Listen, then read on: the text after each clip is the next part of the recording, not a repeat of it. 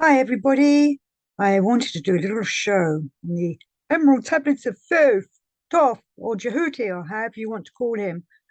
I'm quite concerned with everything that's been going on in this world in these last few years. Well, I've always been a believer in that we are not alone in this world as humans. I've been a strong believer in that the demonic forces still walk this world. And I know that in this day and time, we are supposed to think from a rationalist or a rational point of view, which means that people are not looking at spiritual warfare that seems to be going on. So I thought I'd do a show reminding us of some of the emerald tablets of Thoth. I've done shows on these before, but I felt that this was quite an important time to remind people of the darkness that walks amongst us. And they are in disguise. They put on like glamours so that we can't really see what's behind them. They disguise themselves as humans. And Thoth even talks about how they are like serpents that, well, they're serpent-headed beings that walk in human form, disguised as humans. So I wanted to read some of Thoth to you and discuss some of it. And he's saying in the old Emerald Tablets of Thoth, he reminds us to hearken to the wisdom of magic and to hearken to the knowledge of power that's been forgotten. And many of us have been studying the ancient wisdoms, and we know that the dark forces will do their best to keep the ancient wisdoms either corrupted or hidden, because they don't want us finding the true power within ourselves to be the gods that we are supposed to be, or the light workers that we are supposed to be. You know, the dark forces' mission is to keep us away from the light, stop us reuniting with the divine, or the divine that's within us. And Thoth reminds us that man was filled with both darkness and light. And while some darkness held sway, in other, light filled the soul. And I'd like to think that people that are watching my shows probably have a lightened soul or a soul full of light, because I'm pretty sure the dark forces won't be interested in me. Well, maybe as personal attacks, but not in my channel's too small to be a threat to them. So this is why I just pass on the knowledge. Remember, with knowledge, we then turn it into wisdom. And Thoth reminds us that this warfare has been going on forever.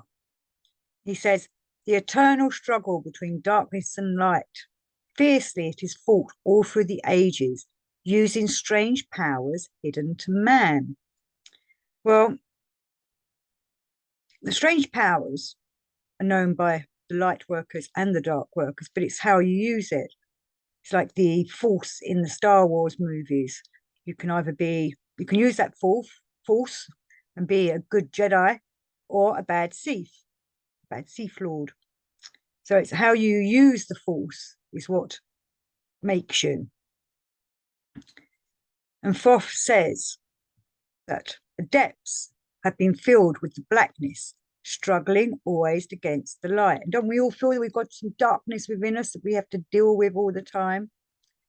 But others there are who, filled with brightness, have ever conquered the darkness of night. And that's what we're supposed to be doing, conquering the darkness within us. We all need that shadow side. We all need that darkness so we can understand both sides, the balance. And sometimes we need a bit of darkness to, stand up for ourselves and fight back. But we must try and fight back usually with light and love. And it reminds us, wherever you may be in all ages and plane, anywhere on this planet, surely ye shall know of the battle with night. Long ages ago, the sons of the morning, and he means sons as in the bright sun, the sons of the morning descending, found the world filled with night. There in that past began the struggle, the age-old battle, darkness and light. So it's been an ongoing battle. And we are trying to help bring the light, keep the flame alight. But there are people that fall to the dark side, probably because they get quick, easy way to what they want on this earth, because they're only thinking in this earthly terms and not as to what comes after we die, what happens to us after we move on in this life. And Thoth writes, some they were, masters of darkness, who sought to fill all with their darkness. Doesn't that feel like that's happening? Sought to draw others into their night. Fiercely withstood they, the masters of brightness, fiercely fought they from the darkness of night, sought ever to tighten the fetters, the chains that bind men to the darkness of night. Used they always the dark magic, brought into men by the powers of darkness, magic that enshrouded man's soul with darkness. So it's all about keeping our souls alight and bright, and it can go either way. And many people, like I was saying, only think of this world and nothing after it. Or maybe they're not aware that if they get caught up in the dark ways to get there, what they want in this life, in this world, the punishment afterwards, or the reward, some people might say, is that your soul will be not distinguished and not extinguished, but it will be, well, sent to the dark side, where I still think you can have hope and redemption. I do strongly believe that the whole point of spiritual light warriors is to help the dark forces redeem themselves. So Thoth says, brothers of darkness, they through the ages, antagonists they to the children of men, walked they always secret and hidden, found yet not found by the children of man. They put on a glamour, they hide themselves, they're quite unapproachable in that they're so high up in the elite or the ranks of this world that, Joe Blogs and people like ourselves can't get to them. You can't get near them.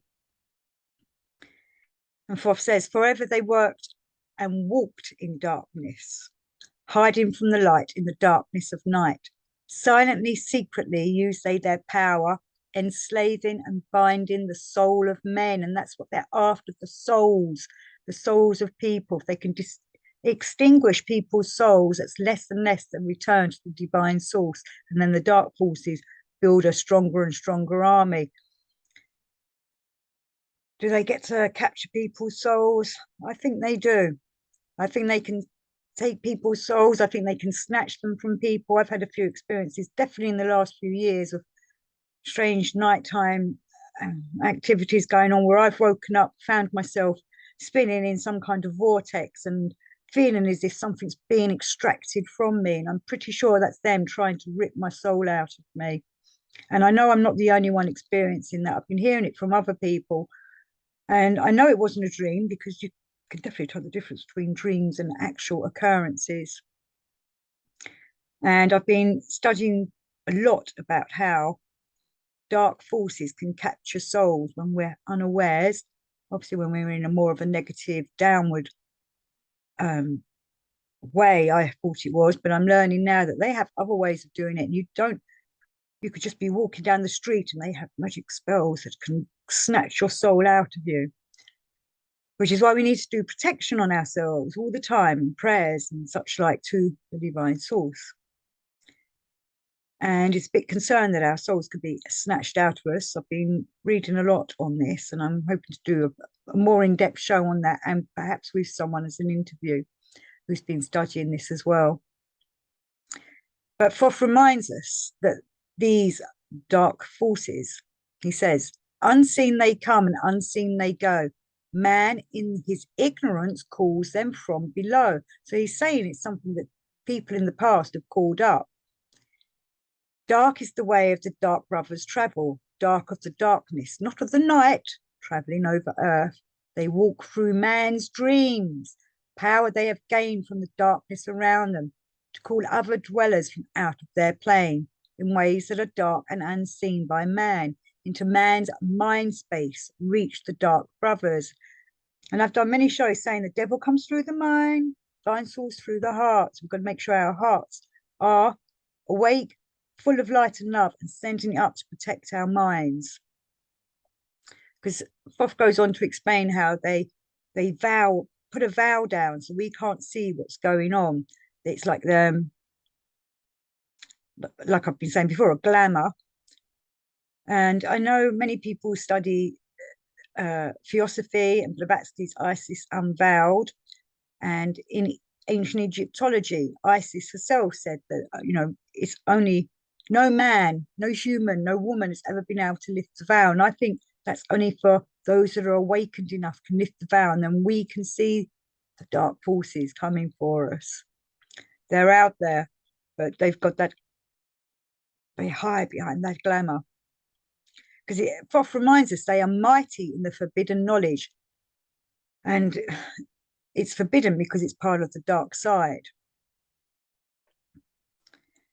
So he reminds us to surrender not your soul to the brothers of darkness. Keep your face ever turned towards the light. Know ye not, O man, that your sorrow only has come through the veil of the night? I, man, heed ye my warding. Strive ever upwards. We go. Turn your soul toward the light. Brothers of darkness seek for their brothers those who travelled the pathway of light. For well know they that those who have travelled far towards the sun in their pathway of light have great and yet greater power to bind with darkness the children of light. So those that are these spiritual warriors, hopefully like ourselves, that are ascending towards the sun, working on ourselves, filling ourselves with the light, they want that energy. They can use it against us and to increase their dark forces. It's like a purity that they can corrupt and make even stronger in the dark side, where we want to redeem the dark forces and turn them back into light. So they extinguish the lightness, but extract what they can from it. We want to redeem it and redeem the darkness and turn it back into brightness. Because Thoth reminds us, when darkness is banished and all vows are rendered, out there shall flash from the darkness the light. And Thoth reminds us, even as exist among men the dark brothers, so there exist the brothers of light, antagonists they of the brothers of darkness, seeking to free men from the night. Powers have they, mighty and potent, knowing the law, the planets obey. Work they ever in harmony and order, freeing the man soul from its bondage of night, which is why I think we should all be studying this ancient wisdom and the ancient knowledge. Okay, it's not as easy to read as we wish it could be, but that's because it needs pondering, and then we work upon it in ourselves, in our bodies, in our minds, in our hearts, and all our full bodies, so that we are embracing the love, the light, and we become the light beings. And working in harmony is a higher vibration. Working with the darkness is lower vibration, but they can work in very sneaky ways. As Thoth reminds us, secret and hidden walk they also. Know not are they to the children of men. Ever have they fought the dark brothers, conquered and conquering time without end. Yet always light shall in the end be master, driving away the darkness of night. And one of the things I've been having problems with people forever, actually, to be honest, all these people that say the light will always triumph. I would love it to always triumph, but I still feel there's a spiritual war going on and a spiritual battle, and it can go either way for the individuals that are working in this spiritual warfare. Individuals can fall. We must make sure we keep as many spiritual warriors upright as we can. And he reminds us that they, hopefully us, are masters of the sun powers in the sunlight, ever unseen yet the guardians of men, open to all as their pathway, open to he who will walk in the light. And when we walk in the light, we are free from the dark forces, but we still have to keep, he says, but we still have to keep this protection up. We must protect ourselves from how the devil and the dark forces come for us. And it's sneaky, and they catch us unawares. And Thoth reminds us, hear ye, O man, the sun, as the sun in the sky, is the symbol of the light that shines at the end of thy road. I want to remind everyone that the sun even shines at night. It shines its light onto the moon. Okay, there's a couple of days of no moon. It's only a couple of nights. So the sun is always there. Hear ye, O man, the sun is the symbol of the light that shines at the end of thy road. And then he goes on to say he will tell you more of the secrets. You need to read the Emerald Tablets of Thoth for that. And I've done a few shows on this as well. And he teaches us how to protect ourselves from the dark forces. All the lessons are in there. He provides formulas, exercises of ways of protecting ourselves and to keep the dark forces out of us when they try to capture us. And he also reminds us, and this is from Tablet 10, let me find it. He reminds us about how the universe is full of mystery, knowledge, and wisdom. And that's what we're aiming to get at. We want to understand the mysteries, the knowledge, and the wisdom. And Thoth also had to go to teachers, and he was talking to his master, who told him, "Know ye, O Thoth, in the beginning there was void and nothingness, a timeless, spaceless nothingness, and into the nothingness came a thought, purposeful, all-pervading, and it filled that void.